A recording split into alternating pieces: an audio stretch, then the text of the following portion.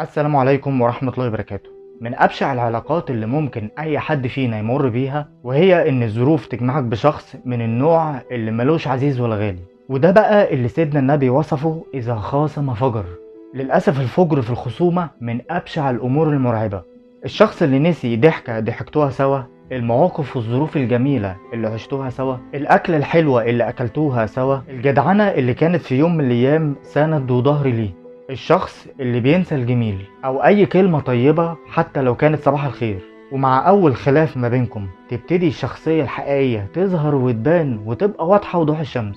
هيفجر في خصامك ووارد جدا يضرك بأي شكل. الشخصيات دي بتبقى شاطرة جدا في تسلل الاحداث واقناع اي حد بربط المواقف، الا اصحاب الفكر السليم والناضج بيكون سهل عليهم جدا ان هم يكتشفوا النوعية دي من الناس. بس اللي عايز اقوله هنا ان ربنا ما بيضحكش عليه.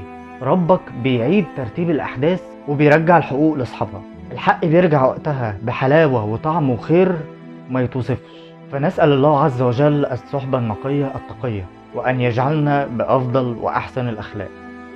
دمتم في رعاية الله وأمنه. سلام.